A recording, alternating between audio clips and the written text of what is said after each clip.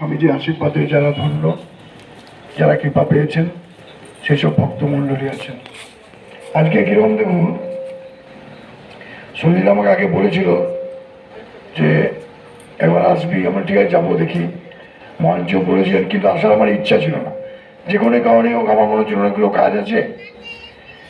তো হঠাৎ দেখলাম যে না, এখানে আমি তো অন্ডালে আসছি, আবার ওখানে যাবো, তাহলে 1 ঘন্টা মতো সময় আছে, তাহলে একটু ঠাকুরের দর্শন করে যাই, প্রণাম করে যাই, মহারাজের 2-4টে কথা শুনে যাই, ভক্তের সঙ্গে আলোচনা করে যাই। এই মুহূর্তে এই সম্বন্ধে ঠাকুরের একটা কথা আছে যে কিছু লোক সময় পেলে হয় দাবা খেলছে কিংবা আবল তাবল বকছে। এটা সাধারণত গৃহ মানুষেরই হয়েই থাকে। আমরা ঠাকুরের কথা সবসময় আলোচনা করতে চাই না।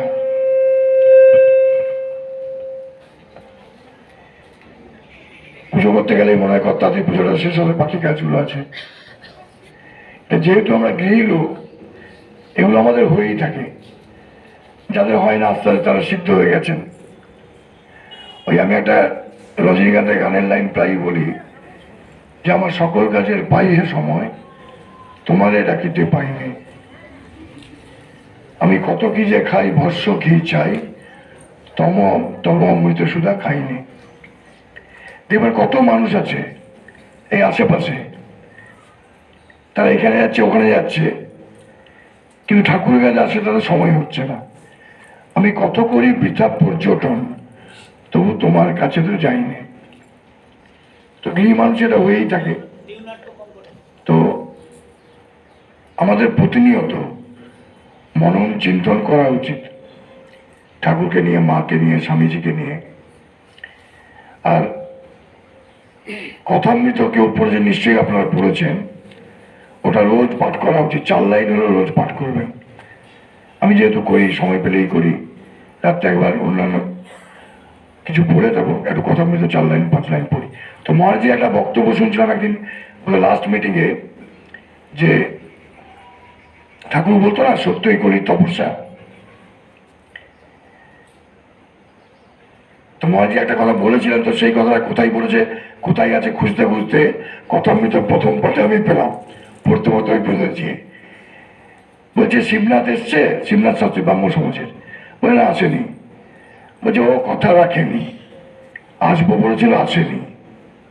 কথা রাখা উচিত, সত্যকে ছাড়তে নেই। তো যদি বাহ্যে যাবো বলি কাউকে, বাহ্যে না পেলেও গাড়ুটা নিয়ে ঝাউতলার ঘাটে যাই, বাহ্যে না পেলেও ঝাউতলার ঘাটে গাড়ুটা নিয়ে যাই, যেহেতু বলেছি বাহ্যে যাব।